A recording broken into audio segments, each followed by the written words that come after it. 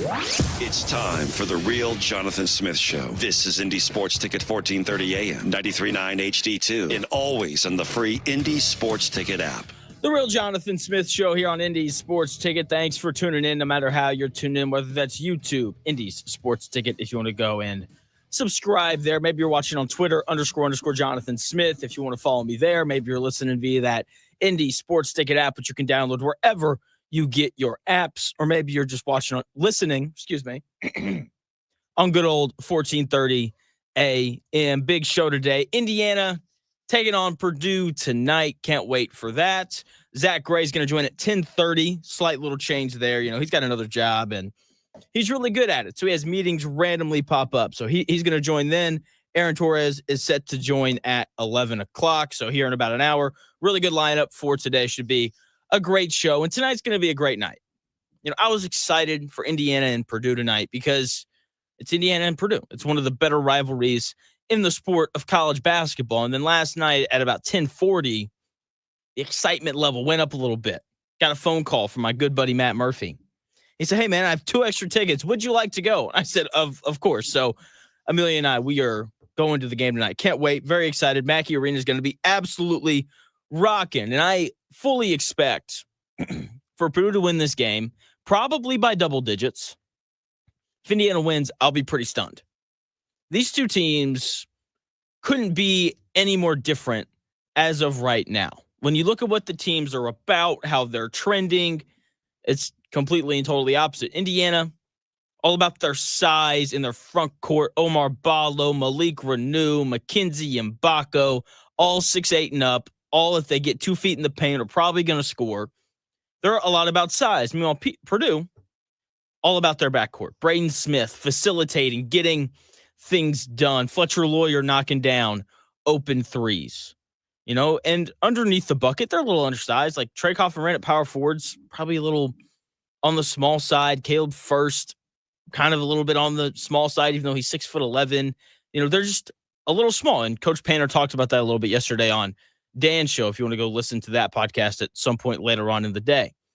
They're both trending in different directions. Indiana just continues to spiral downward, while Purdue seems to get better every single week. To quote Coach Painter yesterday, he said that the thing that they've been the best at this year is figuring out ways to get better.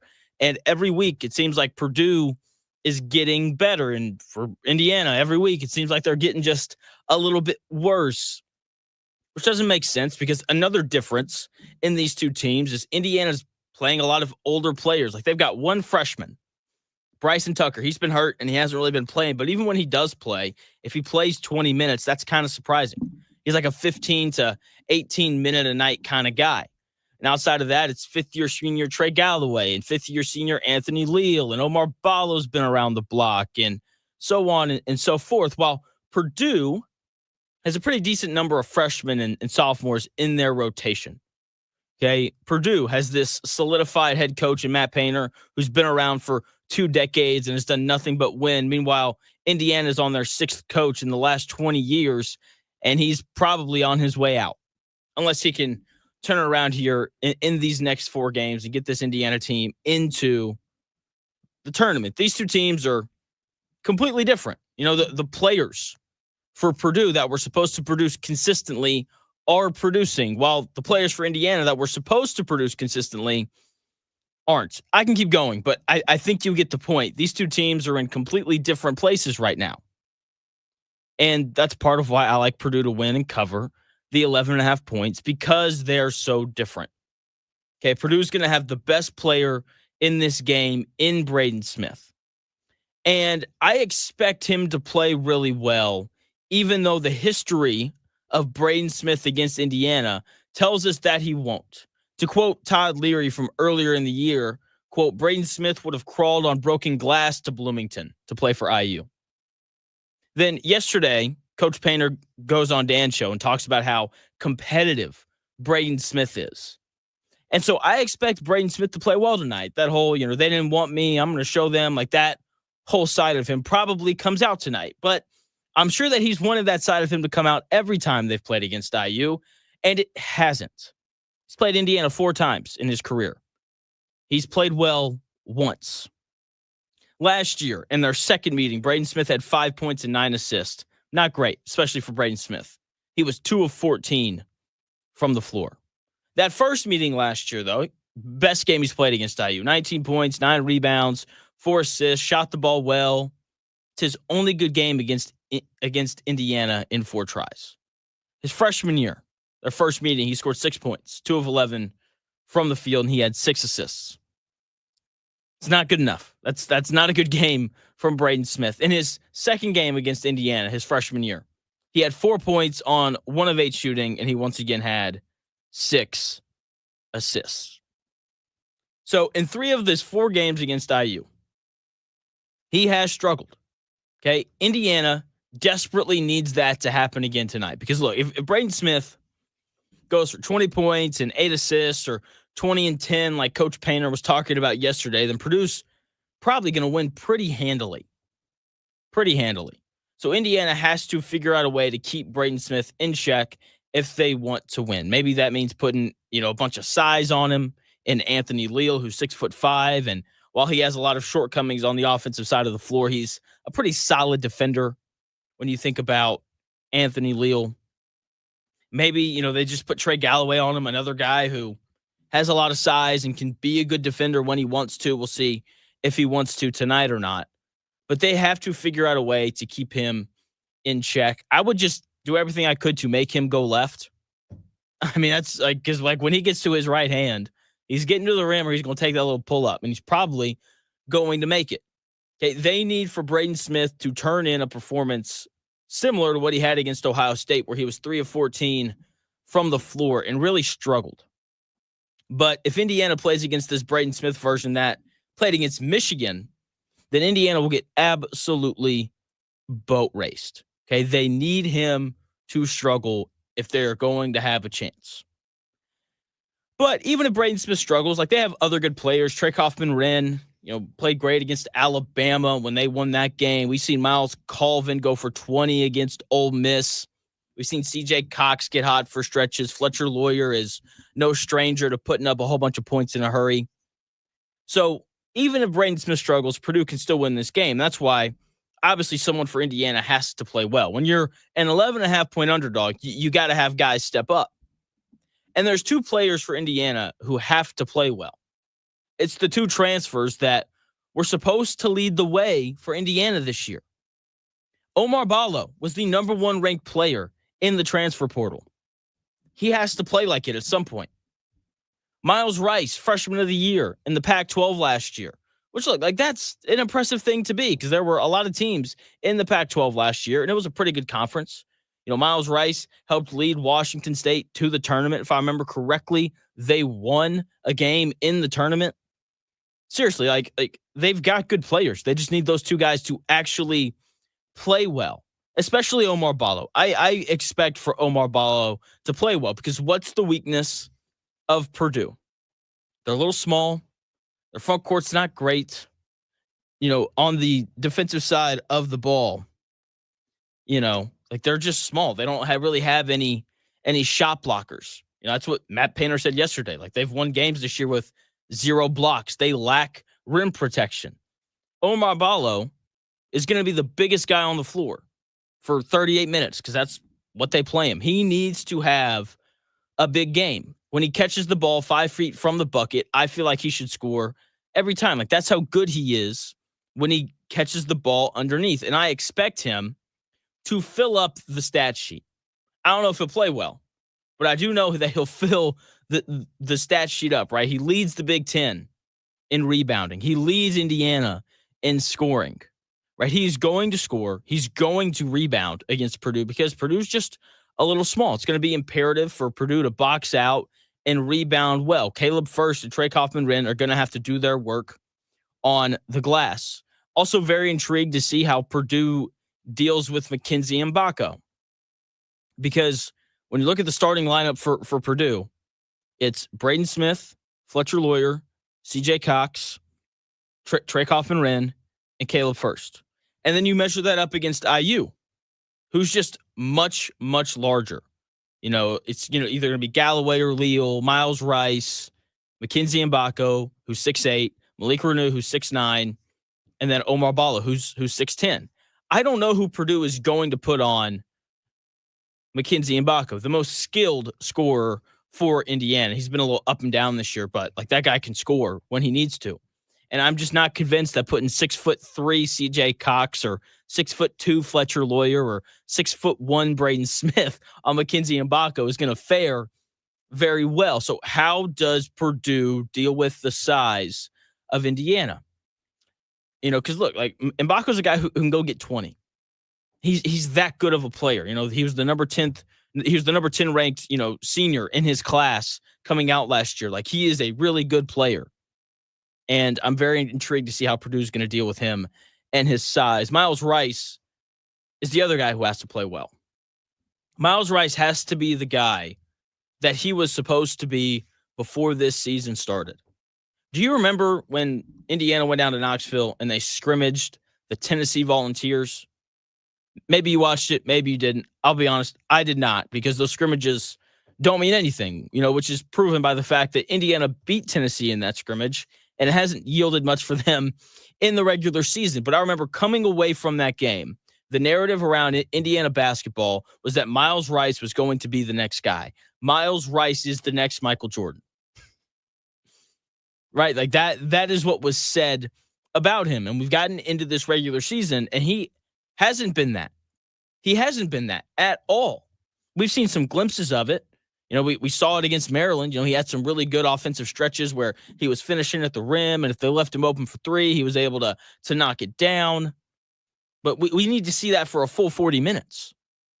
Okay? Like, the point guard that everyone was freaking out about after they beat Tennessee in a scrimmage has to show up. If he does, then Indiana's going to have a great chance to win. They have to have someone in the backcourt who can match what Braden Smith and Fletcher Lawyer and CJ Cox and Miles Colvin and all of these guys are going to bring to the table. They have to have someone who can match that. They have to. It's really that simple for Indiana. Get Omar Balla the ball on the block, get Miles Rice going, and play good defense. If they can do those three things, then they're going to have a chance to win. If they do those three things, they have a chance to beat everybody. The question is just whether or not they're going to do it and whether or not they're going to defend with the intensity necessary to make that happen. Another big storyline in the world of college basketball is John Calipari and his return to Rupp Arena. I usually don't spend time on stuff like this, but look, this is the biggest story in college basketball this weekend, so I figured I'd take a few minutes here to discuss it. Kentucky fans are going to boo John Calipari tomorrow night because they're Kentucky fans and they're the worst. John Calipari shouldn't be booed, though. He shouldn't. Now, if he had left of his own volition, then I would not blame Kentucky fans for booing. But he didn't. He wanted to stay, clearly. But they forced him out. And when you look at, John Calipari's time there, he did nothing but win. Nothing but win. He's second all time in Kentucky basketball history in wins. Okay, he's fifth all time in win percentage. He won the SEC regular season 6 times. He won the SEC tournament 6 times. Only Adolph Rupp made the NCAA tournament more times than John Calipari, and part of that is because Adolph Rupp was there for like 40 years. Okay, only Adolph Rupp made the Final Four more times, 6 to John Calipari's 4, and John Calipari won a national title. He won 1. And look, when you look at the history of Kentucky basketball coaches, only one has won multiple national titles. That was Adolph Rupp. He won 4. John Calipari won 1. Rick Pitino won 1. So on and so forth. He's the second best coach in the history of Kentucky basketball. Seriously, like, that is who John Calipari is when you look at his resume at Kentucky. He's second best one ever. Behind the one and only Adolph Rupp, who once again was there for 40 years. If you're somewhere for 40 years, then, you should undoubtedly be the all-time leader. Okay? All he did when he was in Lexington was bring the best players in the country to Kentucky every single year. Multiple years he had runs in the NCAA tournament. I don't blame Kentucky fans for forcing him out. Okay? It was clearly time. The relationship had run its course. He'd been there for 15 years? It's a long time. It's a long time to be somewhere like Kentucky where they're pretty cutthroat. Okay, so once again, I don't blame them for forcing him out, but it's not like he left because he wanted to. So the fact that they're going to boo him tomorrow night, I think is wrong. Simple as that. Because once again, this is the second best coach in the history of your program, and Rick Pitino had a long thing about it yesterday, but he's right. He's like, he deserves a standing ovation, and I couldn't really agree more. And that's not just because I'm an Arkansas fan. With that being said, Kentucky's going to run Arkansas out of the building tomorrow night. Coming up here in about 15 minutes, Zack Gray is going to join the show. He's going to give out some bets and all those things. I got just a big show, big show today. Aaron Torres at 11. Zack Gray coming up here in about 15 minutes. We got NBA All-Stars announced.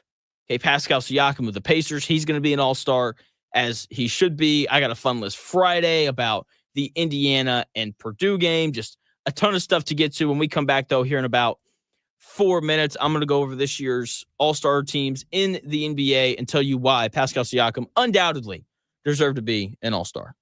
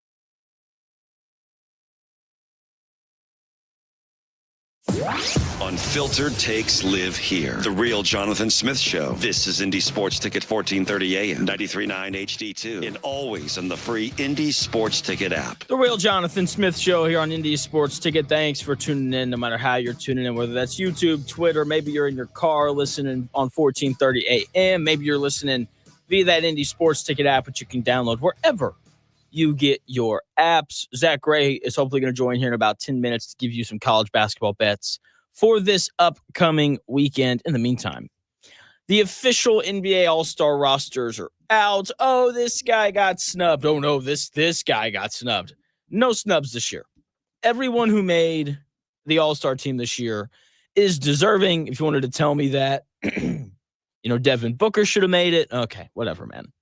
The Suns aren't very good. They don't deserve to have 2 All-Stars, okay? But here are the lineups and just quick thoughts on why they deserve to be in. Steph Curry, we'll start in the West. Steph Curry, look, the All-Star game is in San Francisco.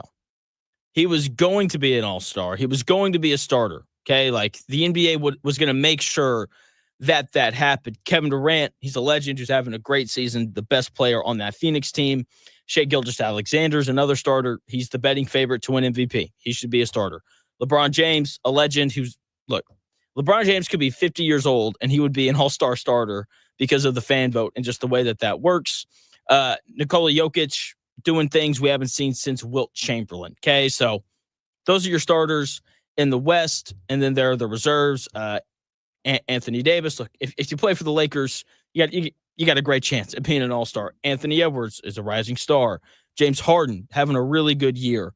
Jaren Jackson Jr., another really good young player, playing the best basketball of his career. Wemby, next face of the league. Jalen Williams of the Oklahoma City Thunder, another rising star, second best player on the best team in the NBA. He deserved to get in. And then you look out in the Eastern Conference, and it's Giannis, legend, having a great year. Jalen Brunson, best player on the Knicks. Donovan Mitchell, best reputation on the team with the best record in the East. Jason Tatum, best player on the defending champs. Karl Anthony Towns, the Knicks' newest player who's really freaking good. And then you got the reserves, Jaylen Brown, who probably didn't deserve to be an all-star, but he's the reigning finals MVP, so it makes sense. Cade Cunningham, former number 1 overall pick, who's finally on a team that doesn't suck. Darius Garland, good player on the team with the best record in the East. He's having a really good year. Tyler Hero's an all-star. He deserved to be one. He's having a good year in Miami. Lillard, legend with a good year. Evan Mobley, best player on the team with the best record in the East. And then our guy here in Indianapolis, Pascal Siakam. Pascal Siakam's an all-star, and he undoubtedly should be. I have no questions about it. Okay, he's been awesome all year. He deserves to be an all-star for the third time in his career. Is he the best player on this Indiana Pacers team? The answer is no. He is not. But it's Halliburton. But when you look at this season, like Tyrese Halliburton got off to a really bad start. He's been much better here as of late, actually scoring and doing the things that good players in the NBA do, win games and get buckets. Okay, but once again, like that start to the season was bad. He didn't really get it going until, mid-December, and then from there he's been great. But Pascal Siakam has been consistent the whole way through. When the Pacers were losing games early, Pascal Siakam still played really well. When, the Pacers started winning games, Pascal Siakam still played really well. He's having one of the best years of his career. Okay? Here's the other thing. Like, he's not only scoring. Like, he's rebounding at a really high level. He's leading the Pacers in rebounds at a little over 7 a game. He's shooting a career high from 3 at 42%. He deserves to be an all-star. He's been arguably, I would argue against it, but if you wanted to make the case for it, I would listen to you. He's been arguably the best player on this Pacers team that's playing arguably better than anyone else in the NBA right now. He deserves to be an all-star, and the Indiana Pacers deserve to be talked about a lot more than what they are on like a national scale. So the Pacers had the best record in the month of January at 12-2. No one's talking about them. There's a ton of attention nationally on the Celtics and the Cavaliers in the Eastern Conference because they both got off to these great starts. Celtics, they're the defending champs. They brought everybody back. let's go Celtics. It's just a lot of Celtics, The Bucks, they had that stretch around the NBA Cup where they won a bunch of games, and they've got, Giannis and Dame, and so people love to talk about them, and everyone's fawning over the Rockets, and I'm in Thompson right now, and there's a ton of focus on the Kings because De'Aaron Fox wants to be traded, and the Heat want to trade Jimmy Butler, and meanwhile, the Indiana Pacers are playing basketball better than anyone else in the NBA right now, and no one is talking about it. They have a great chance to be a 4 seed in the playoffs. I think they're better than Milwaukee, especially if they continue to play at the level that they're playing at right now on the defensive side of the floor. And they're going to be tough to handle no matter who they play in the playoffs. They undoubtedly deserve to be discussed a lot more. Like, I listen to probably too much sports talk stuff, and, it's about everything but the Pacers, who once again have the best record in the month of January, have the second highest net rating in the month of January behind the Thunder. And yeah, I just think it's a shame because the Pacers are going to show up when the playoffs start, and they're going to beat somebody like the Knicks, like the Celtics, like the Cavs. And everyone's going to be like, I didn't see that coming. And then you're going to come back here and you'll be like, Jonathan, you were so right about the Pacers and how well they were playing. And be like, I know. So Zack Gray hopefully going to join here in the next few minutes to give out some bets for this upcoming college basketball weekend. Aaron Torres, he's set to join at 11 o'clock. The Purdue and Indiana, their rivalry continues tonight. If you want to head over to YouTube, Indie Sports Ticket, subscribe. Let me know in the comments who you think wins. What's the score? Is 11.5 a good line? I think that's really a perfect line. You can also text our text line at 317-228-1430 with your thoughts on the game tonight. I think the line's perfect. Like 11.5 is pretty solid. If I took it either direction, though, I'd probably bring it down because it is a rivalry game. And I can't remember who it was. Someone tweeted at me or commented yesterday, like, does Omar Ballo really care about this rivalry? And it's a totally fair question. With the way that, teams or with the way the players bounce around and they transfer all over the place now, it's a very fair question of, like, do these transfers actually care about the rivalry? Whereas like Purdue, it's a lot of the same guys. I don't think they had anybody transfer in this year. Okay, it's freshmen. It's Braden Smith and Fletcher Lawyer who've been a part of this their entire careers at Purdue. Like, are they going to care about this a little bit more than Indiana? No, I don't think so. I think both teams are going to desperately care about this game for different reasons. Purdue, it's the rivalry. Like, they want to beat Indiana because even though Purdue has been the better program in the state for the last 20 years, they are still the little brother. They just are. Sorry. When Indiana has 5 national championships to year 0, it's just going to continue to be that way. So they're going to care because they're the little brother, and the little brother always wants to beat the older brother. As someone who has an older brother, I can completely and totally attest to that. Indiana, on the other hand, sure, Omar Ballo may not fully understand the rivalry, and Miles Rice may not fully understand it. With that being said, like, they've got, like Leal and Galloway they grew up in Indiana. This is their 5th year there. Like, they get it. Luke Goody, he's from Indiana. He gets it.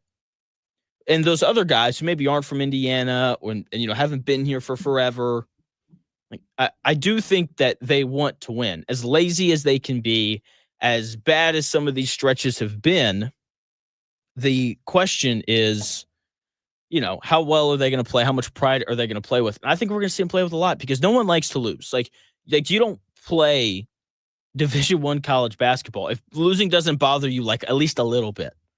And the fact that they're 500 in Big Ten play probably isn't sitting very well with them. So I do think that we see a really good game from them.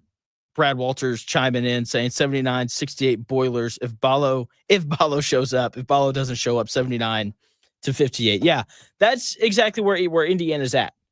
Okay, like when Omar Ballo shows up and he plays well and he's a force and he's rolling to the rim hard when he sets screens and he's demanding the ball on the block and he's swatting shots. Like, I remember he had like 6 blocks against South Carolina way earlier in the season. Like, when that version of him shows up, like, they're really tough to beat. And I'm very intrigued to see what we get from Mackenzie Mbako. He's the guy tonight that I'm so intrigued by, because I don't think that Purdue has a really like any sort of good matchup for him.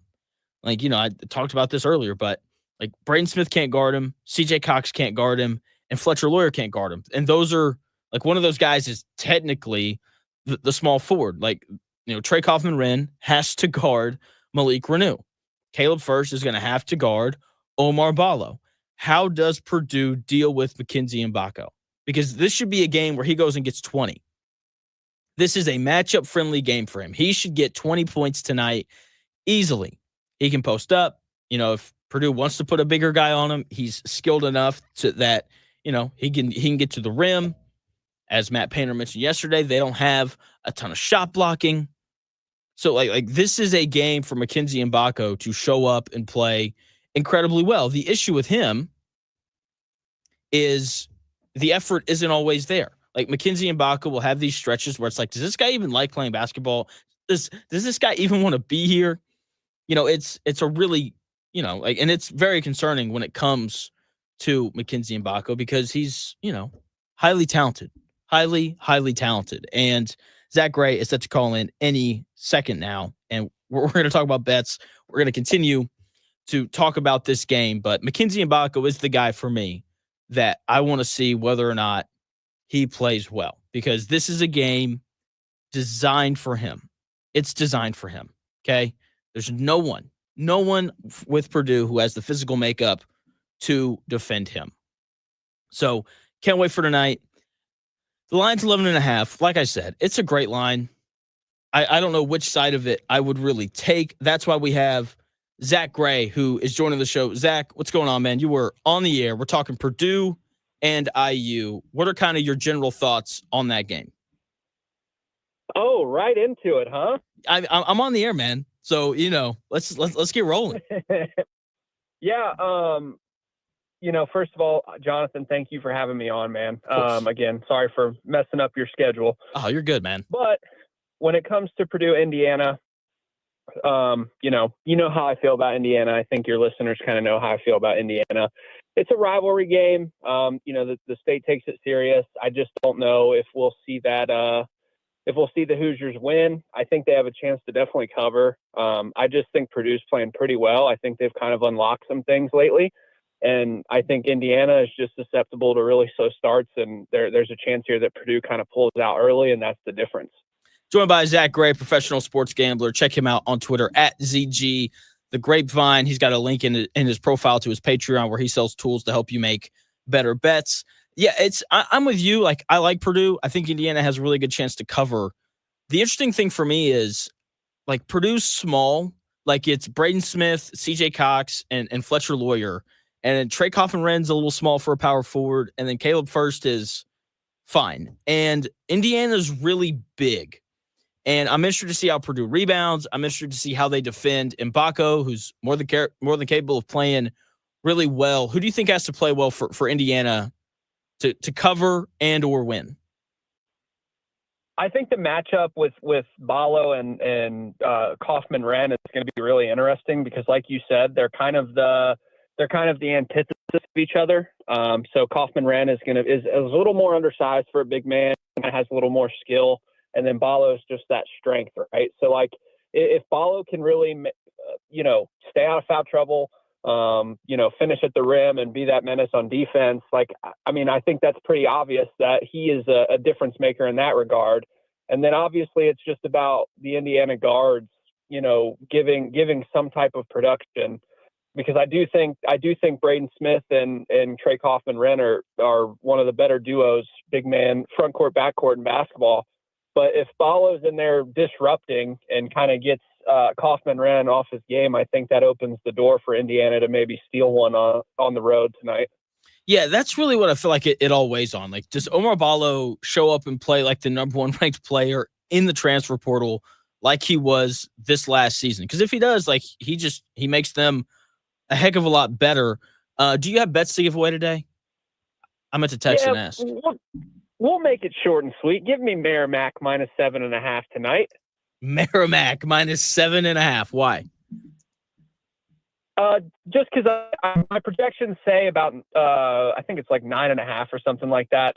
Merrimack is one of those teams that seems to just find ways to cover. They're 7-4 against the spread on the road, or they're 5-4 as a favorite, and 5-5 in their last 10. So it's not as good as I thought I was looking at. But end of the day, the projections say they're 9.5 point favorites. I trust that, and we're going to let it ride there. And also, the Mount St. Mary's, their opponent tonight, has burned me more times than I could even imagine.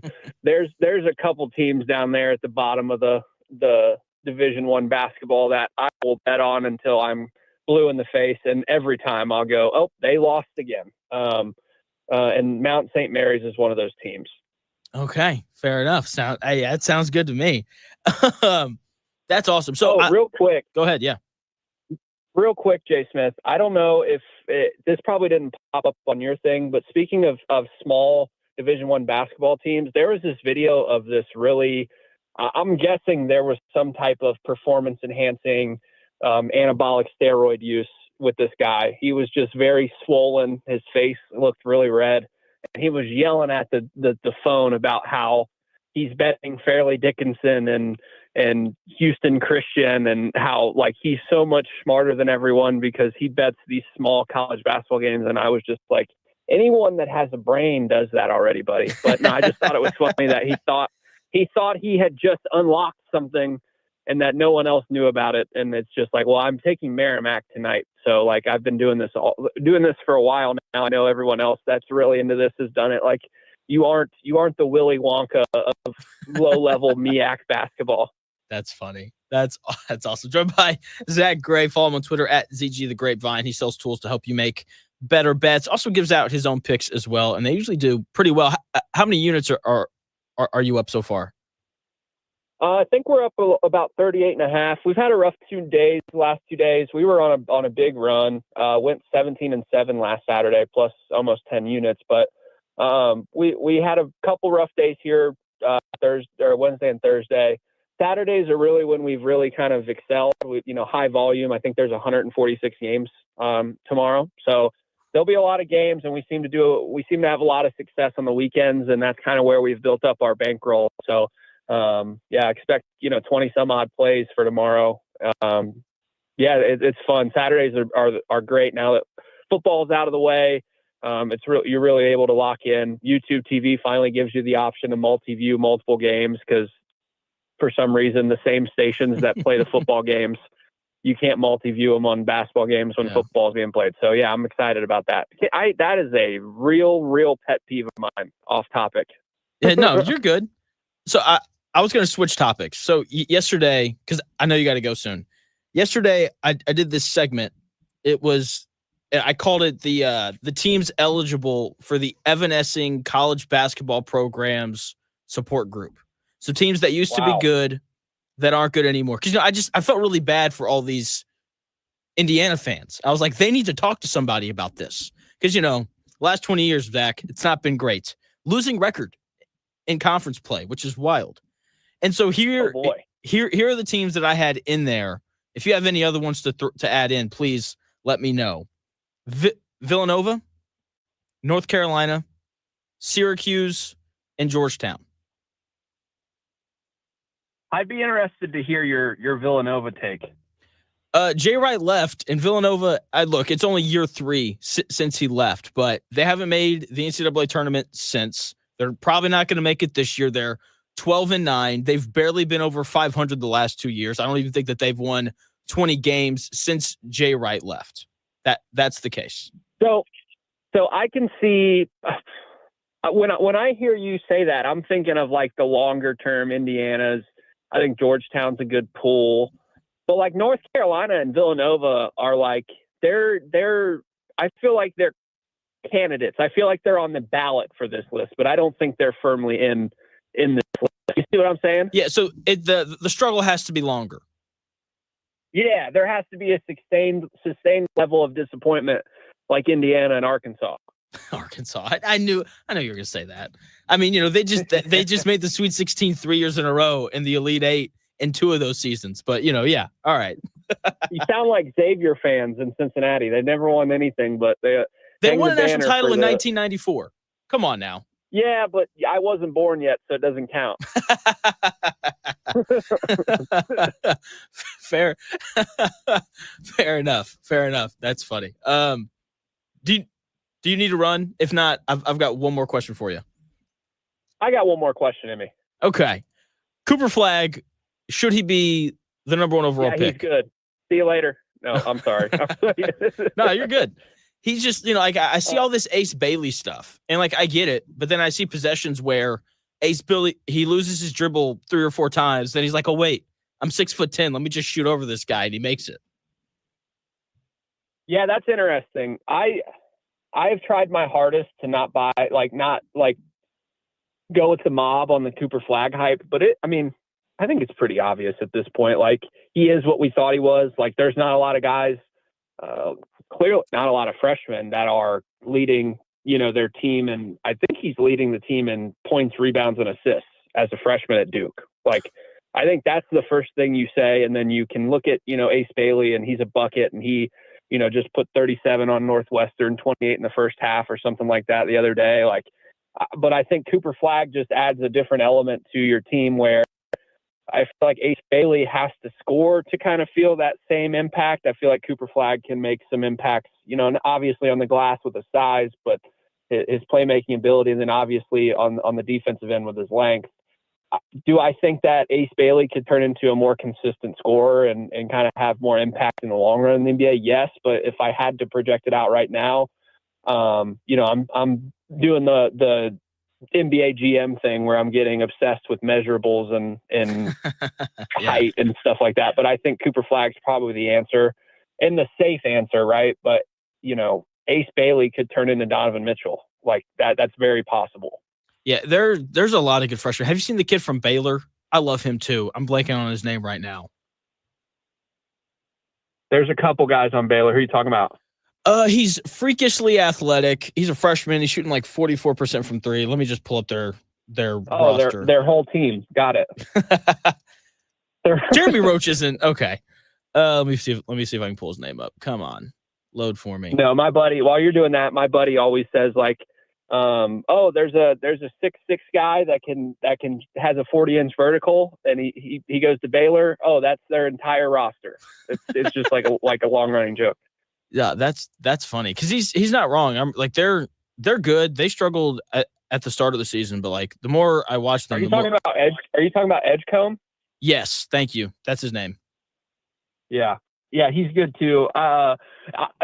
Question for you. I feel like we obviously always have good freshmen. I feel like the way that things have been going is freshmen are kind of, you have your top of the line, but I feel like freshmen are kind of not having the same impact as they used to. They're not. The board. Yeah, I completely agree with you. It's just different. Like unless you have someone like a Cooper Flagg, but even like Rutgers had the number 2 and 3 ranked guys in this previous class, and they're 500. And college basketball success just kind of skews older, which isn't surprising. Yeah. Like the difference between now a 24-year-old and an 18-year-old is very large.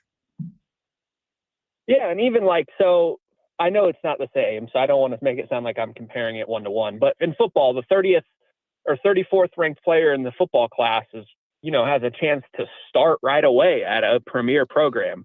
Like people are surprised that Pettiford from Auburn, who was I think the 34th rated recruit last year, is like a hit. Like he's averaging 12 points a game, and people are like, oh my God, this freshman. It's just I feel maybe it's just nostalgia or what, but I feel like freshmen that came in and dominated right away, and we're kind of surprised now after that, first 5 or 6 when they come in and make an immediate impact. Just an interesting thing to think about as we head into March Madness. I know we always say guard play and experience wins, but maybe by the time tournament rolls around, some of these freshmen that were lower rated in the 15 to 20 to 25 range kind of get their feet wet and are the difference in the conference tournaments or March Madness. Look at me. My freaking analytical brain is firing right now. It is. Smith. I'm projecting forward. I have a computer up here. Let's go. That's good because you got a meeting in like 5 minutes. So I'll let you go, man. Yeah. Thanks for taking some time. Yep. Thanks, Jay Smith. See you. That is Zack Gray. Follow him on Twitter at ZG the Grapevine. He sells, these betting tools to help you make better bets. Does a really good job. As he said, he's up like 38 units, which is pretty freaking impressive. Aaron Torres, he's coming up here in about 15 minutes. It'll be great to have him on when we come back here in about 4 minutes. More stuff on IU and Purdue.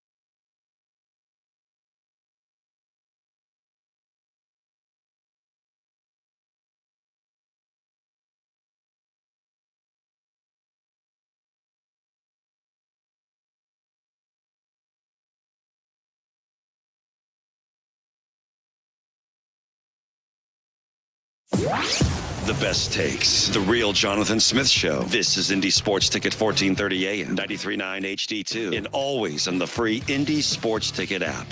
The real Jonathan Smith Show here on Indy Sports Ticket. Thanks for tuning in, no matter how you're tuning in. Zack Gray, pretty short there, but pretty good stuff. He gave out a bet, Merrimack -7.5 tonight against Mount St. Mary's. Go ahead and cash it. Dude does a good job. As he said, he's up like 38 units this year, which is pretty solid. It's a pretty solid spot to be. Coming up here in about 10 minutes, Aaron Torres, he's going to join the show. We're going to continue talking college hoops, Indiana, Purdue tonight. Can't wait to be there in the building. Mackey Arena. I've been once before. They're playing a nobody. I'm excited to hopefully get the full Mackey experience tonight. I've got a little Funless Friday going on about the game tonight. These are the players most likely to get 20 because I feel like if someone for Purdue gets 20, then they're going to run away with this game. And if someone for Indiana gets 20, then I feel pretty good about them staying in it and having a decent chance to win late. So I've got 10 guys. Obviously, 10 is a much bigger stretch than 1. So number 10, I've got CJ Cox. That stretch against Alabama was wild where he knocks down 3 threes in a row off the bench. Maybe he gets hot, hits a whole bunch of shots tonight, and he goes off for 20. Miles Colvin, he's number 9. I saw him go for 20 against Ole Miss earlier in the season. He's capable of doing it. He's just got to hit. He's got to make threes, and he's got to get out and run in transition. He's number 9 on the list. Number 8, we got our first IU guy, Luke Goody. Maybe he gets hot. Maybe he shoots the ball really well like he did against Ohio State.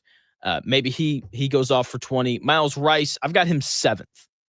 And part of me feels like I should have him higher than that. But because, like we've seen some really good stretches from him where he's scored a boatload of points and it's been fun to watch and interesting, but he's just been so inconsistent that I couldn't put him higher on the list. And his jumper's just not really reliable. When he hits it like he was against Maryland, then, he can definitely get 20, but he usually isn't. Number 6, Fletcher Lawyer, a guy that we've seen go get 20 before.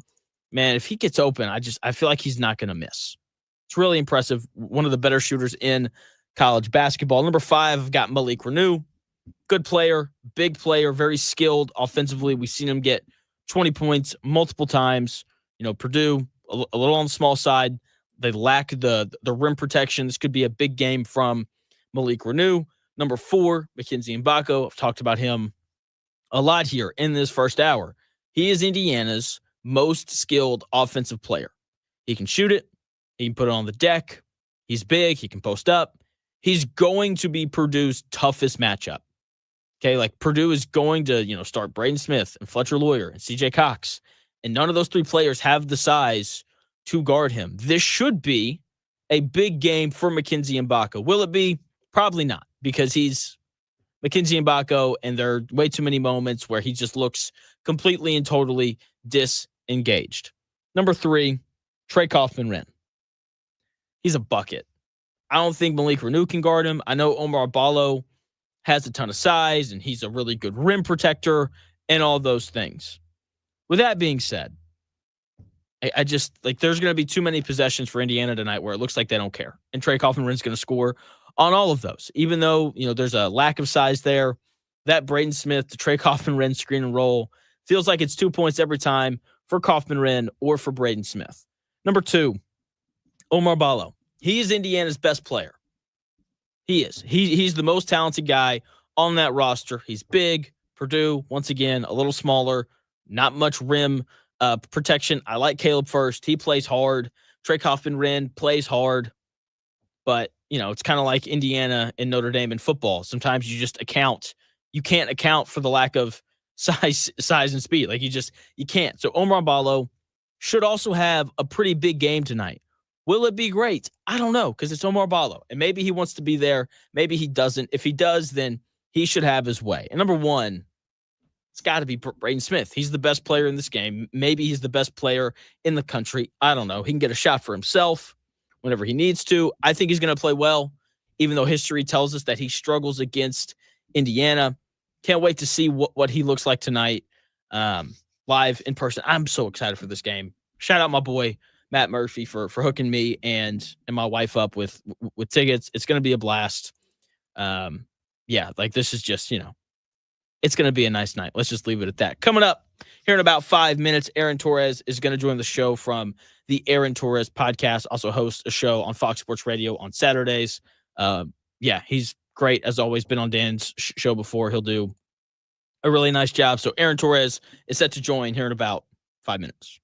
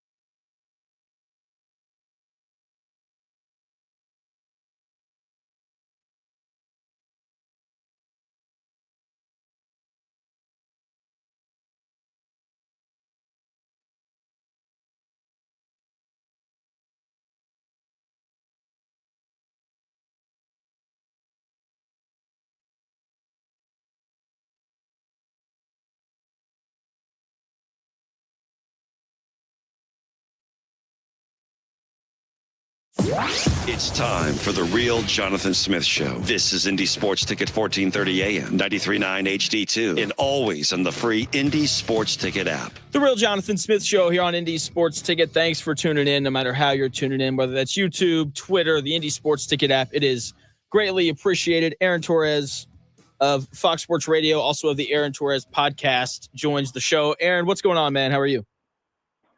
I'm doing good. I mean, I guess my only question would be, is there a fake Jonathan Smith out there? I mean, I know there's a football coach, but, I hear the intro, the real Jonathan Smith. It's like you got an imposter, you got somebody walking around trying to claim that they're you around Indianapolis, or how does that work? So the joke is Jonathan Smith sounds like a name that they would give you if you're in, like, witness protection. Sure.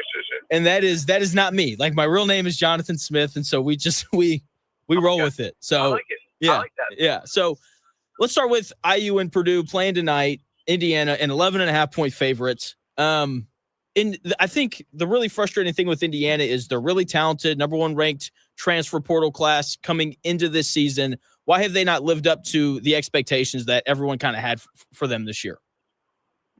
Yeah, I mean, listen, there's been, unfortunately, consistency of the Woodson era is kind of inconsistent, especially once you get to Big Ten play. I was a little bit lower on the portal class. I thought Ballo was really good, but, people had him as the number one ranked player in the class. I never bought that. But I thought of Miles Rice. I thought Kenny Carlisle was probably a little bit better than people realized. But listen, I think it's a few things. I think talent is not the issue. I think we all kind of knew how do the pieces fit. And, obviously there's been that narrative of, when Malik Renew went out, they actually played better without him, and that's not a knock on Malik. It's just a reality of how the roster fits together.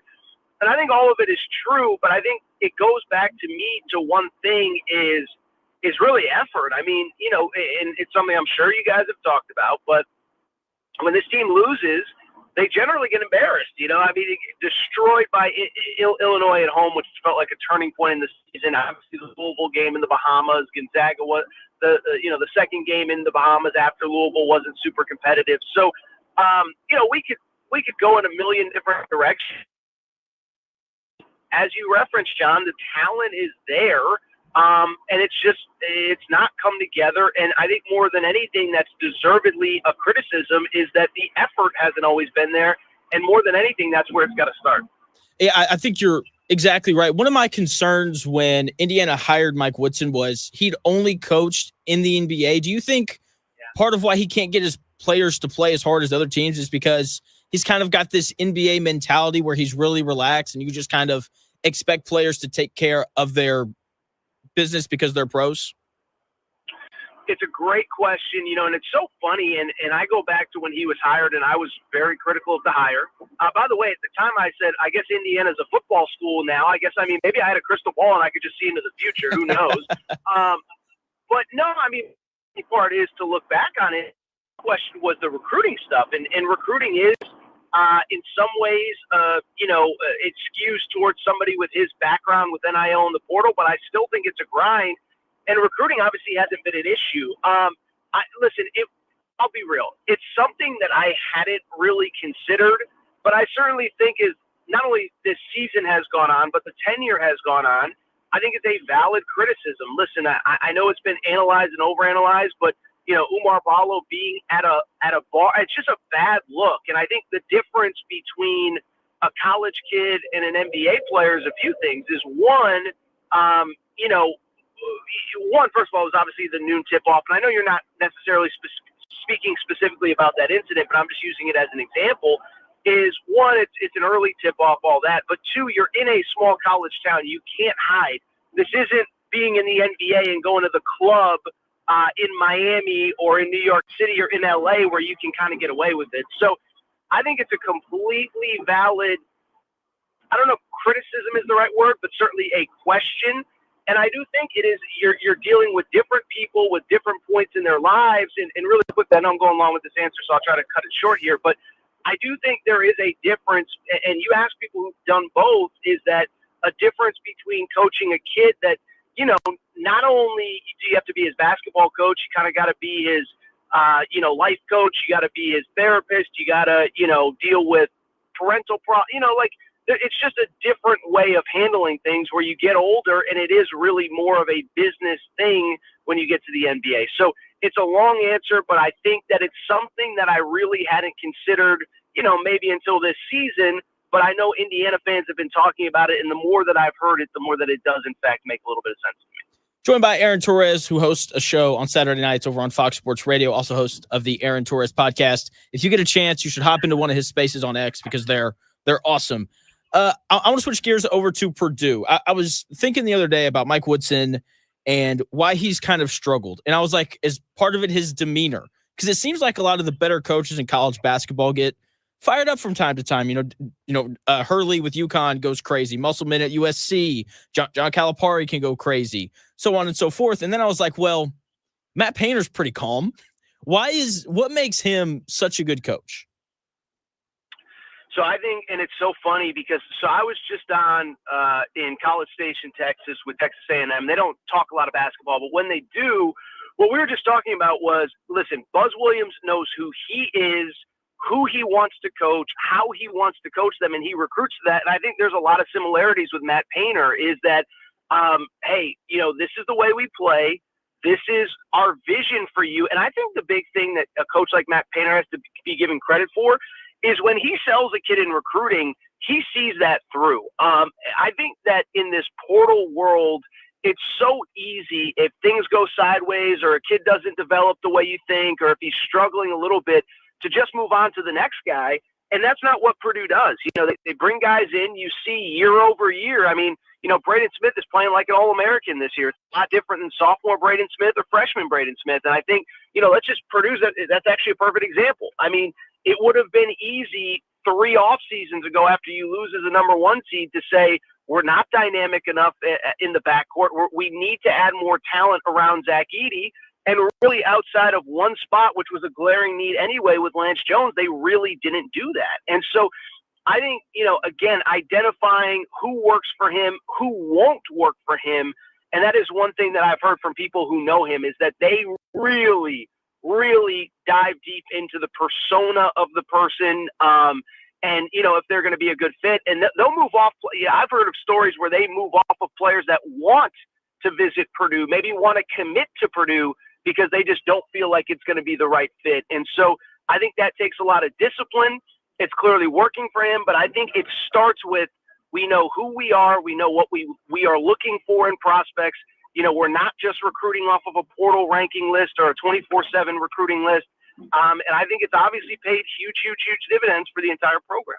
Yeah, I think you're exactly right. He was on Dan's show yesterday, and he talks about Braden Smith for like 20 minutes. And he didn't talk about how he plays basketball at all. It was all about how competitive he is and how hard he works and all those really important things that, all those rankings don't usually weigh into the fact. Do you think that Matt Painter gets the credit that he deserves on a national scale?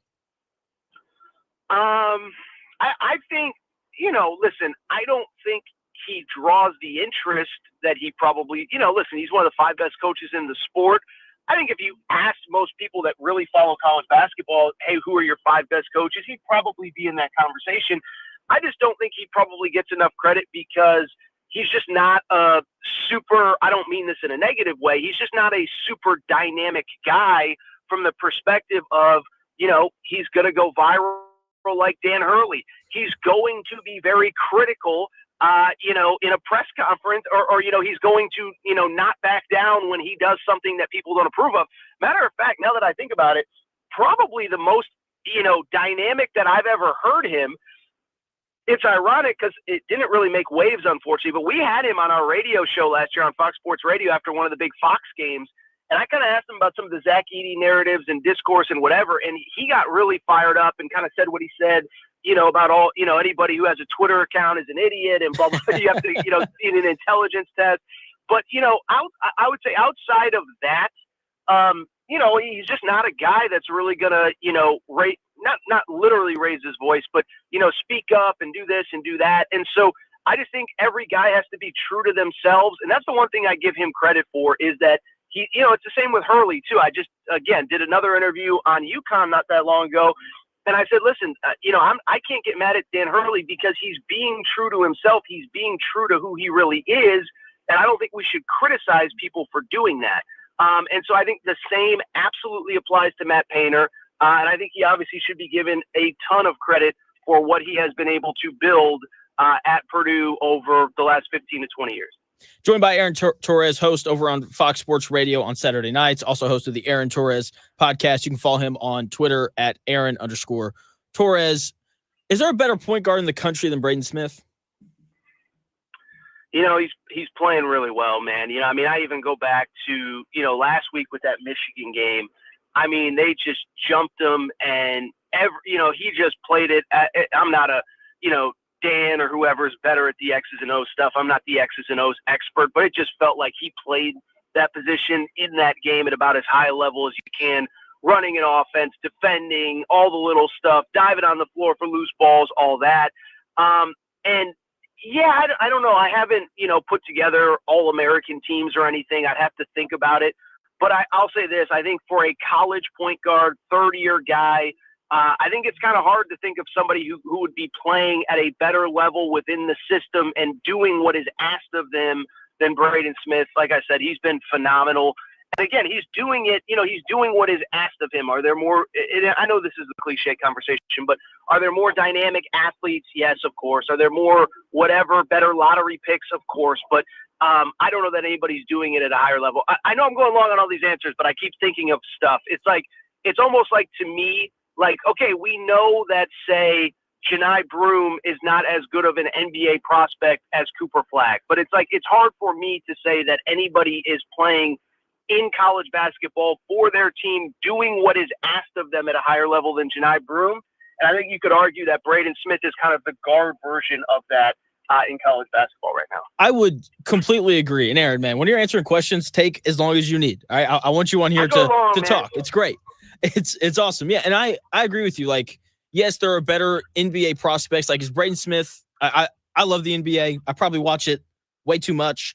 But, like, is Braden Smith going to play in the NBA for a decade? Probably not, because he's a little undersized. But he's perfect for college basketball. Older, experienced guards tend to win games, especially in March. And speaking of March, what is Purdue's weakness? Like, what is the thing when you look at them and you think about March Madness? Like, they're going to lose because of this reason. What is that? It's a great question. Ironically, is it enough size in the paint? Well, it sounds crazy, but, with the Jacobson injury and obviously stuff like that, I don't know if that's the exact answer, but the guard play is so good. Listen, again, it's cliche. Obviously, any type of super athletic team is going to give them problems. But again, they play so hard, and I think, and this sounds like I'm doing he plays hard, and he's a coach's son, and he's really scrappy, and that's really annoying for Purdue fans, I'm sure. But no, I mean, I'll say this, is that I think they're going to be really tough to beat because, again, for the 1,000th time, they know who they are. They know their strengths. They know their weaknesses. They play to it. Let me ask you, you probably watch them even a little bit more than I do. I try to watch as many games as I can, and I'll be watching tonight. What do you deem their weakness to be right now, if you believe there's a real, prevalent one? It's the size. That's the biggest thing. Like, they won a game. I think it was the Michigan game. They won by 20, and they didn't block a shot. And wow. Like, when you watch, teams in the SEC and you see the athleticism at the rim, yeah. Like, there's going to come a time, like, even tonight, like, Omar Ballo is going to be by far the biggest guy on that floor. Mackenzie Mbako is 6'8". Purdue doesn't really have a guy to guard a big wing like that. Like, at some point, the size, especially on the interior, I think is going to be their downfall. With that being said, though, like, in 7 of their last 8 games, they've given up less than 70 points. So maybe I'm wrong on that. Who knows?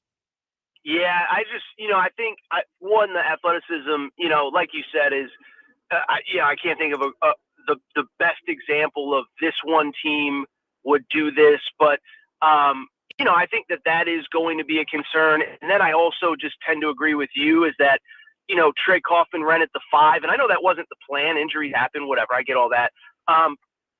But Trey Kaufman ran at the 5. Like, is that something that you can sustain for 6 rounds to get to a national championship game? And I'm not saying that, that's the expectation, but I'm just saying when you do talk about weaknesses, I think that's probably the one that stands out the most to me.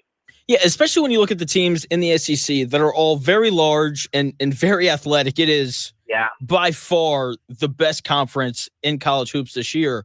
Would you take an SEC team to win the whole thing or the field? Wow, that's a great question. I'm trying to think of who else would be considered part of the field.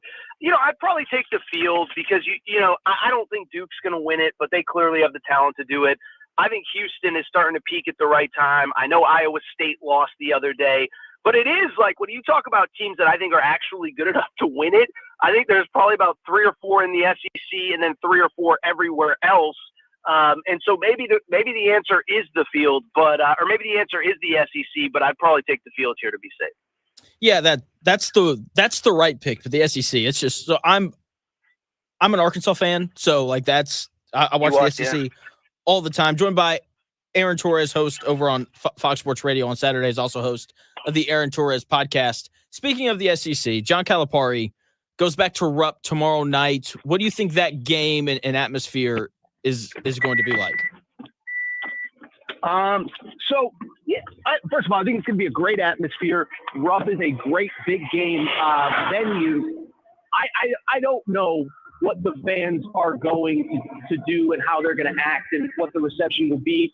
My personal opinion is I think this is a little bit different than a lot of these high-profile coaches returning because you follow this stuff, Jonathan, they wanted him out. They wanted him gone. And so, I've heard Kentucky fans, we booed Rick Pitino when he came back. It's like, well, 0.00000% of Kentucky fans wanted Rick Pitino to leave, and he also returned to your biggest rival. With Kentucky, I think there was a percentage of the fan base that was always going to be loyal to him because of the national championship. But I'll also say I think that percentage was increasing exponentially year over year. And so I only bring it up because by the time the Oakland game happened last year, it just felt like it was time for everybody to move on. And so I only bring that up to say that the thing I keep going back to, and I'm not going to criticize any Kentucky fan that moves, don't throw water bottles, don't throw blister bottles like Tennessee fans, don't throw golf balls. But, if you want to boo, I don't care. But I keep going back to he did you a favor by deciding to leave. He did you a favor because he had a $30 million buyout. And if he just said, I'm not looking for a new job, I'm not going anywhere, there was nothing that Kentucky could do. They couldn't afford to fire him. The buyout money was not going to be there, especially in this, rev share world that we're going to where $20 million is going to athletes. So he did you a favor. So to me, I think the reception will be majority more cheers than boos. I think, in my opinion, I would not boo him. And I think the other variable as well that is kind of important, Kentucky's playing really well and Arkansas isn't. And if Arkansas was, 17-1 coming into this game and ranked, basically if you flipped resumes, if Kentucky was 12-8, kind of a mess, and Arkansas was, coming off a win at Tennessee and was ranked in the top 10, you'd probably feel a little bit different if you're a Kentucky fan as well. But I think the combination of the fact that you kind of wanted him gone, he kind of did you a solid, I think it all adds up to, I think a pretty, like I said, I don't think it's going to get viscerally angry on Saturday night, but we'll see what happens in a little over 24 hours from now. We will. I'm excited. I wouldn't boo him by all the numbers. He's the second best coach in the history of that program, which is saying a lot because there's been a lot of great coaches to go through there. Last question for you, Aaron, and I'll let you go. I saw your tweet about a week ago about Ace Bailey and Cooper Flagg being the number 1 overall pick, but Ace Bailey's this 6'10" freak. Who would you take number 1 overall in the NBA draft as of right now? Yeah, it was kind of amazing how viral that tweet went because I wasn't thinking much about it when I put it out there. And all I said was Cooper, and I literally said this. I said, Cooper Flagg's going to go number 1 and he should, but man, Ace Bailey does 1 or 2 things in the game that makes you say, wow, if this kid pops, I mean, he's going to be the best. I think everyone would agree. If he reaches that ceiling, he will be the best player in this draft. I think if I'm drafting number 1, I'd probably go Cooper Flagg. I think I can It will depend on the team. But, I don't know. I would take Cooper Flag number one because I think Ace Bailey, the floor is clearly so much lower. But obviously, the ceiling is way, way, way higher if it actually pops. Now, we don't know if it will. Realistically, history tells us it probably won't. But, yeah, I'd probably go Ace Bailey. I'd probably go Cooper Flag number one. But listen, and this is what I said to the people who disagree with me. I said, listen, I guarantee you. I said, people, the NBA media, they're not paying attention now. GMs and coaches aren't paying attention now. I promise you, whoever gets that number one, number two, number three pick, when they get all of these guys into their building, I guarantee you there's going to become, early to mid-June, there's going to start to be conversations about, are we sure Cooper Flag should be going number one? I think people laugh at me for saying that. I've just seen it happen a million times. I promise you it's going to happen again. Yeah, I think you're exactly right. The Ace Bailey thing's funny because there'll be a possession where he loses his dribble like 3 times, and then he's like, oh, wait, I'm 6'10". Let me just shoot over this guy. And he makes it. It's really pretty incredible, like you were saying, his tools and the ceiling's high. It was funny because I just shared a clip of him kind of hitting this turnaround fadeaway with 3 hands in his face. And then people pointed out correctly, this was the Michigan State game Saturday. He finished that game shooting 4 of 17 from the field. It's like, yeah, Barnett did that one look freaking beautiful. And it was funny because I saw, even Frank Fasciola, who I think does as good a job as anybody covering both college basketball and the NBA draft, he even commented below that tweet and said, listen, KD went number 2, this guy went number 2. So basically insinuating that, yes, it is not out of the realm of possibility that this guy ends up being the best player in the draft. Yeah, he's got a ton of talent, like you were saying. Aaron, thanks for your time, man. Jonathan, anytime, man. Just holler. I look forward to catching up with you anytime you need me, okay? Sounds good. Thanks, man. See you. That is Aaron Torres. You can check him out on Twitter at Aaron_Torres. Hosts a show Saturday nights over on Fox Sports Radio. And then, of course, he's got the Aaron Torres podcast as well. Does a great job covering college hoops. When we come back here in about 4 minutes, more college hoops, more IU Purdue. Because let's be honest, that's all that you're talking about today at work. And it's all that I'm really talking about today on the show. So more on IU Purdue when we come back here in about 4 minutes.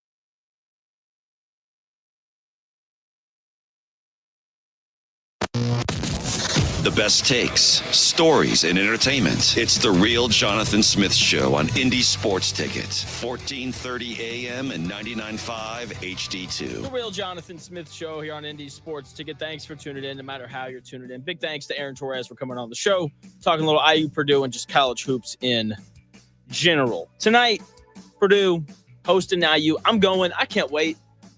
Been to Mackey Arena before, but not for a big game. They're playing, who cares University in game 3. It was a good time. It was fun being in there, but I'm excited for the environment tonight, right? Because it's Indiana Purdue. It's one of the biggest rivalries in the sport. And I don't know how you're not taking Purdue to win this game. Okay? They're going to win. Do they cover 11.5? I have no idea. But if Indiana won this game outright, I would be shocked.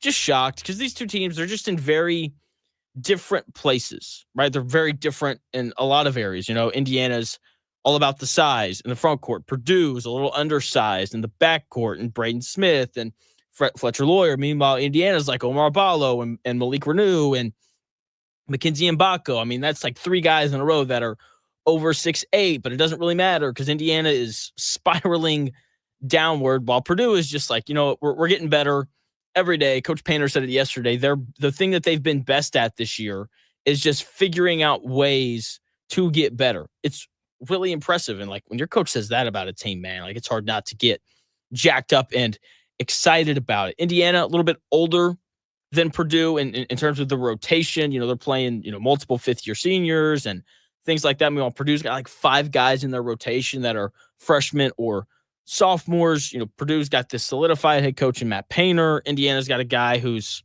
potentially on his way out in Mike Woodson. So these two teams are just completely different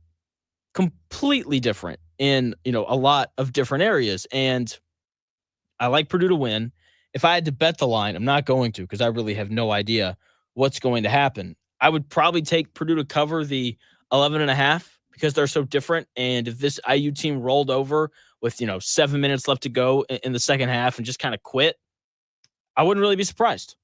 Purdue also has the best player in the game. And when I don't know which way to bet, I'm going to bet on the best player in the game. Braden Smith from Indiana, Mr. Basketball, not offered by IU. To quote Todd Leary from earlier in the season, Braden Smith would have crawled on broken glass to Bloomington to play for IU, end quote. Then yesterday, Coach Painter on Dan's show highlights how competitive Braden Smith is. And I expect for Braden Smith to play well tonight, in part because he's a great player, but also because he's playing IU. The issue with that is he has really struggled against Indiana. He's played 1 good game. That's it. Last year, in their second meeting, Braden Smith had 5 points and 9 assists. It's not great. He was 2 of 14 from the floor.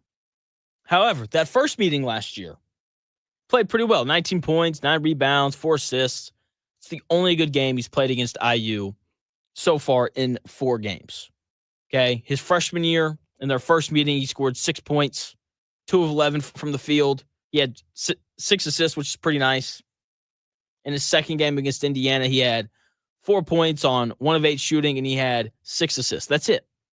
Okay, in 3 of his 4 games against IU, he has struggled. And Indiana, if they want to win this game, has to ensure that continues. Because if Braden Smith scores 20 points and has, 11 assists, then Purdue's going to win that game going away. Indiana has to keep Braden Smith in check if they want to win tonight. They need him to turn in another Ohio State-esque performance where he was 3 of 14 from the floor and really struggled. But if he plays how he played against Michigan, then IU's going to get boat raced. Okay, because, then again, Purdue just didn't miss a shot against Michigan. That was part of that. But Braden Smith just seemed to pick them apart every time down the floor. So we'll see how that goes. The other side of this, obviously, is like if Braden Smith sucks, but no one for IU plays well, then it doesn't really matter. Okay, so who for IU has to play well for them to win outright as this 11.5-point dog? And for me, there's 2 players that have to play well and a third that could play really well, but he's just been inconsistent. Okay, the first player that has to play well is Omar Ballo. Omar Ballo has to show up and be the number 1 ranked player in the transfer portal, the guy who played well against Gonzaga, the guy who dominated defensively against South Carolina, like that guy has to show up. Okay? Purdue, they are small. They don't have a shot blocker, right? Like they don't have much rim protection. Caleb First, great player, plays hard, all those things. He can't guard Omar Ballo. I expect for Ballo to fill up the stat sheet. And just because you fill up the stat sheet doesn't mean that you play well. And I don't know if he's going to play well. But I know he's going to score points because he leads IU in scoring. And I know he's going to rebound well because he leads the Big Ten in rebounding. He's top 10 in the country in rebounding. He's going to score. He's going to rebound because Purdue's a little small. The question is, does he do it for a full 40 minutes? Like this could be a night where Omar Ballo goes for 22 and 15. It should be a night where he goes for 22 and 15. The question, though, is will the effort be there? The other guy for Indiana who has to play well, the pride and joy of Washington State, Miles Rice, the pride and joy of Indiana fans after that scrimmage against Tennessee. Like, he's got to be what he was supposed to be. We saw bits and pieces of it on Sunday against Maryland, but the point guard that everyone was freaking out about after they beat Tennessee in a meaningless scrimmage has to show up. Okay, if he's good and he's, controls the game the way that a point guard should, and if he finds open teammates, if he can hit a couple jumpers on the outside, and if he can continue to get to the rim, because that's something that I think he does well. I think he does a good job of getting downhill and getting to the rim. It's just about making the right decision when he's there, when to pass and when to score. If he plays well, then Indiana's going to have a great chance to win. The wild card, the guy that should be awesome tonight, but has been wildly inconsistent throughout the regular season, is Mackenzie Mbako. Mackenzie Mbako is 6'8", can shoot over everybody, can put it on the deck if Purdue wants to put a Caleb First or a Trey Kaufman-Renn on him and go by whoever. He can post up and shoot over smaller players. He should be awesome tonight. Mackenzie Mbako should. Okay, Purdue has no one to guard him. They're going to run CJ Cox and Braden Smith and Fletcher Lawyer, none of who are taller than 6'4", out onto the court to start the game tonight. And one of those three guys is going to have to guard Mackenzie Mbako. And none of them can. They simply do not have the size to be able to do it. And it's just like he should be great. He should be. He's the number 10 ranked player in the country coming out of high school last year. He should be dominant. But, we've seen bad stretches from Mackenzie Mbako. So it's really that simple for Indiana. If two of those three guys can play well, Omar Ballo, Mackenzie Mbako, or Miles Rice, if two of those three play well, they're going to have a great chance to win. Then the question comes down to, can they play defense? Do they defend well enough? Do they close out to three-point shooters? Do they, keep a body on Fletcher Lawyer? Do they fight hard through screens? Do they do all those little things that are nothing more than effort? The things that we've seen them do inconsistently throughout this entire season. Do they do those things? If they do, they're going to have a great chance to win because they're very talented.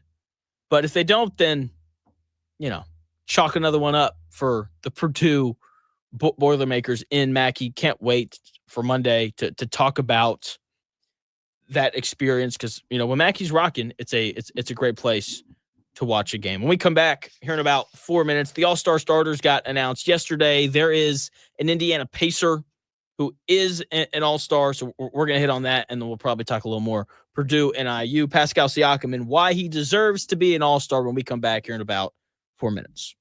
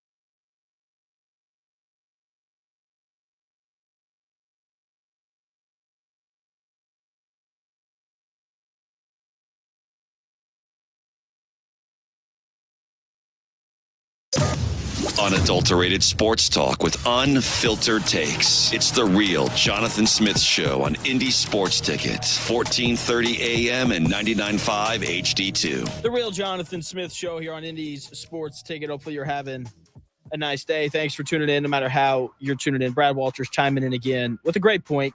Camden Heide will play a lot for Purdue tonight to help guard Mackenzie Mbako. He's the only 6'7"-ish wing that's kind of thick that could actually that matches up well with Mbako. So that is a great point. Zack Gray joined the show earlier. He gave out a nice little bet. Merrimack minus 7.5 against Mount St. Mary's. So go ahead, bet that. I have some more gambling advice for you. So the NBA All-Star team, it is fully out. We know the reserves. We know the starters. There are guys who are going to feel like they got snubbed. Okay, that is going to happen. So here's what you should do. You should find you should make a list of all the guys who are going to feel like they got snubbed. Think Devin Booker. Think Kyrie Irving. Think Norman Powell, because those three guys out west all probably got, or they at least feel like they got snubbed. And then whatever their point total is for their next game, bet the over on it. Because they're going to come out and make a statement and be like, oh, see, I should have been an all-star, all that jazz. So there's my gambling advice for you today. Speaking of the all-star teams, here they are.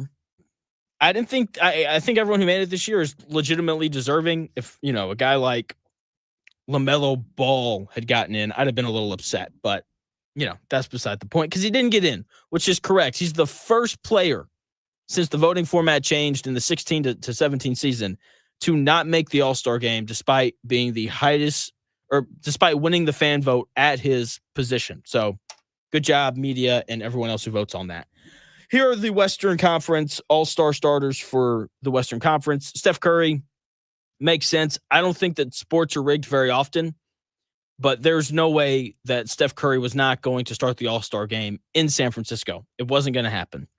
Kevin Durant, a legend who's having a really good season out there in Phoenix. Shai Gilgeous-Alexander, betting favorite for the MVP. He's deserving. LeBron James, who, he could be 70 and he would still be voted as an all-star starter. Jokic, guy who's been doing things for the first time since Wilt Chamberlain, undoubtedly deserving. Here are the reserves out west. Anthony Davis, Laker, having a good year.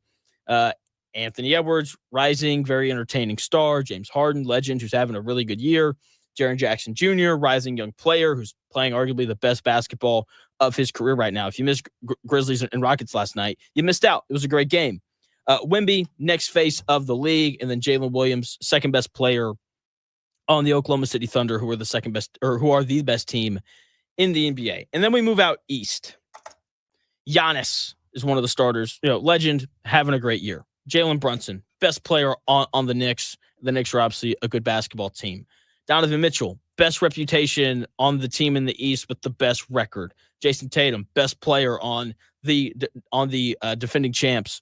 Karl Anthony Towns, newest Knick, who's also a really freaking good player. And then we get to all-star reserves. Jaylen Brown probably shouldn't be an all-star. His numbers look good, but if you watch the games, he hadn't been as good as normal. Reigning finals MVP, though, of course, he's going to make it. Cade Cunningham, former number 1 overall pick, whose team finally doesn't suck. Garland, good player on the team with the best record in the East. Tyler Hero, playing really well. I'm glad he got the nod. Really kind of coming into his own after being in every trade rumor for the last 5 years when it comes to the Miami Heat. Lillard, another legend who's having a good year. Evan Mobley, best player on the team with the best record in the Eastern Conference. And then our guy here in Indy, Pascal Siakam. Pascal Siakam is an all-star, and he should be. It's his third time in his career that he's made the all-star team. Is he the best player on the Pacers? No, it's Halliburton. But, he had a really rough start to the season while Pascal Siakam didn't. Like, Pascal Siakam has been so incredibly consistent, okay? He's like Chick-fil-A. Like, no matter which Chick-fil-A you go to in the world, it's going to taste the same as the one that you go to all the time in Greenwood or Carmel or wherever, except for the one in downtown Indy. That one's terrible, okay? Like, he's just been super consistent. Like, when the Pacers were losing games, he was scoring at a pretty high clip, and he was rebounding the ball well. When they've been winning games, he's been scoring and rebounding the ball at a pretty high clip. And speaking of the rebounding, he leads the Pacers in rebounding this year. And in terms of scoring, he's shooting a career high from three at 42%. This guy undoubtedly deserved to be an all-star this year. And I'm very glad that the coaches and the rest of the media noticed that, because he's playing really well for a Pacers team that's playing basketball better than anyone not named the Oklahoma City Thunder. The Pacers have the second best record in the NBA in the month of January at 12-2. Okay, and no one is making any sort of mention of him. And I get it. February 6th is the trade deadline, so it's a lot of De'Aaron Fox. It's a lot of, Jimmy Butler. Both guys are upset. Teams are trying to get deals done. So there's a lot of attention on that. In terms of teams, like the Celtics are obviously getting a lot of attention because they're the defending champs, and they got off to that great start. The Cavaliers, they got off to a great start. Everyone's talking about them. So in the East, it's those two teams. There was a brief stretch there where everyone was talking about the Bucks because they won the NBA Cup and they won a whole bunch of games in a row and all that kind of stuff. And people are fawning over the Rockets and Amen Thompson, and there's a ton of focus on the trades and everything. So while all that's going on, the Pacers are just playing better than anyone else in the Eastern Conference and arguably better than anyone else in the NBA right now. No one's making any sort of a mention of it. And I'm telling you, here's what's going to happen. If the Pacers continue to play at this level, they're going to have a pretty decent shot at being the 4 seed. Okay? They just are. Because they're good, they're deep. So if, a couple guys get hurt, like, Nembhard and Mathurin didn't play the other night against the Pistons, and the Pacers, they didn't miss a step because they've got a bunch of guys who can really play. They've got a great shot at being the 4 seed. If they are, then they're going to be pretty tough to handle. They are, for whoever they wind up playing in the playoffs. And they're going to beat somebody that everyone's going to think that they shouldn't. And then you're going to come back here and be like, you know what, Jonathan, you were right. They're playing better than everyone. And geez, what a surprise that they really got rolling. So Pacers, they're playing really well. They're playing tomorrow. I believe they're at home. And hopefully they keep it moving. Like this is a really good basketball team that's playing a very entertaining style right now. They're playing fast, getting out in transition. They're hosting the Hawks tomorrow night or tomorrow evening at 5:00. Should be a good game. Hawks have been fun to watch this year. Trae Young bet his over in points in that game because he was tweeting about it last night. He's like, it's no longer called getting snubbed. It's called getting trade. Trae Young, you did not deserve to be an all-star. I don't want to hear it. Other things going on in the world of college hoops, because, aside from Indiana and Purdue, John Calipari, he's making his return tomorrow night to Rupp Arena. I think he's going to get booed because Kentucky fans are the worst. They just are. I know there's one Kentucky fan who's a friend of mine. More acquaintance is probably a better term for it. I'll see him at different social gatherings, but he's not like my first text to hang out. And he's got my number, and I like when Arkansas loses tomorrow night, he never texts me, but he will text me about that. Guarantee it, because that's just how Kentucky fans are. They're just the worst, and because of that, they're going to boo John Calipari, who left of his own volition. I thought Aaron Torres, who joined the show earlier, was fantastic. I thought he laid it out really well. Like, John Calipari did them a favor. Like, they couldn't afford to buy him out. He could very easily still be there, but he decided to leave on his own. But doesn't matter. Kentucky fans don't realize that. They're going to boo him, even though they forced him out and he was kind enough to leave. And while he was there, he won a lot of games. He's second all time in wins in Kentucky history. Just incredible. He won a whole bunch of games while he was there. He's fifth all time in win percentage. The only person who's in front of him in all these major categories is the one and only Adolph Rupp, who they named the place after. Okay, John Calipari won he won the SEC regular season 6 times, won the SEC tournament 6 times. The only guy who did that more was Adolph Rupp. Only Adolph Rupp made the NCAA tournament more times than John Calipari. Only Adolph Rupp made more Final Fours than John Calipari. Rupp made it 6 times. John Calipari made it 4 times. And, Adolph Rupp was there for 40 years. So pretty crazy there. And John Calipari won one national title, which is tied for second behind the one and only Adolph Rupp, who won 4. He is the second best coach in the history of Kentucky basketball. He did nothing but bring the best players in the country to Lexington every single year. With that being said, I do not blame them for forcing him out. Like, that relationship had run its course. They were tired of him. I get it. Like, that happens sometimes. But he didn't leave because he wanted to. He didn't. He left because they asked him to. So they're going to boo him because they're Kentucky fans and they suck. But they're going to be wrong for doing so. Go Hogs. That's right, Gritty. Woo pig, baby. Let's go. Let's go into Rupp tomorrow night and pick up a win. Yeah. Anyway, we'll close the show out here with a little Funless Friday. The players tonight that are most likely to get 20 points in the IU and Purdue game. We'll start at the bottom. CJ Cox at number 10.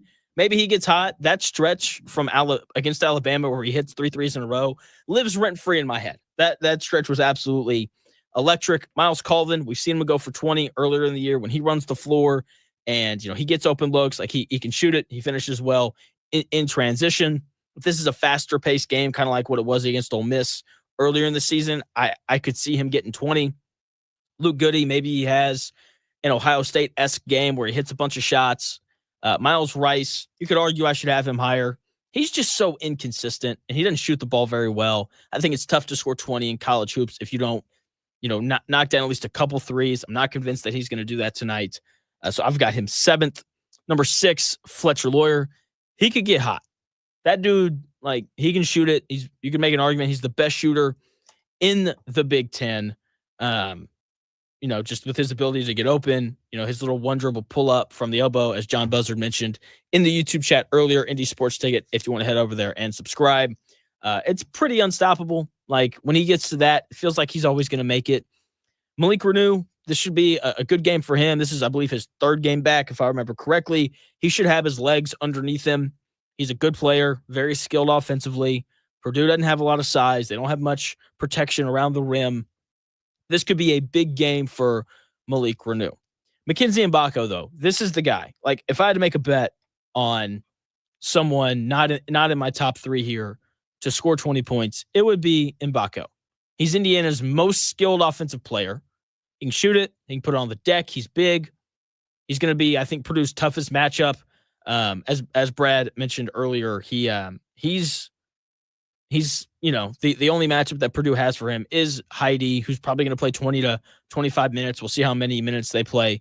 Mbako, because aside from him, he's going to start. Braden Smith, Fletcher Lawyer, and CJ Cox have been starting for Purdue. I'm assuming that they're going to continue to roll with that. None of those 3 guys have the size to defend Mbako. So he's going to have a size advantage at a lot of moments tonight. Like, he should have a big game. Will he? Probably not, because he's just had too many stretches where he looks completely and totally disengaged from the game.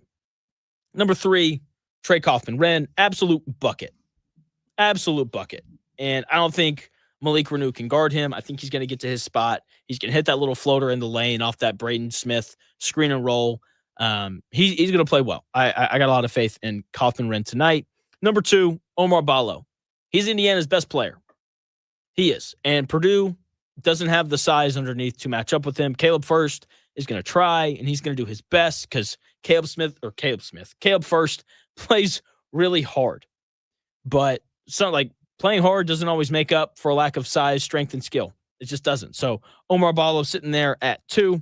Number 1, Braden Smith. He's the best player in this game. You can make a pretty strong case that he's the best player in the country. He can get a shot for himself whenever he wants. Every time Purdue needs a bucket, they're going to him. And even though he struggled against Indiana these last 2 years, I mean, it's, I do think he plays well tonight. He's playing better than he ever has before. If Indiana wants any sort of chance to win this game, they're going to have to figure out a way to slow him down. Thanks for taking the time out of your day to tune into the Real Jonathan Smith Show. The Dan Dockett Show comes your way next. Rob Blackman from Purdue, he said to join the show at 12:30. Maybe Don Fisher. We'll see if that ends up panning out or not. Going to be a great show from the great Dan Dockett. I'll talk to you again on Monday. Hopefully, I've got some sort of story from this IU Purdue game because it's going to be an absolute blast. Thanks again for taking the time to listen. I'll talk to you again on Monday.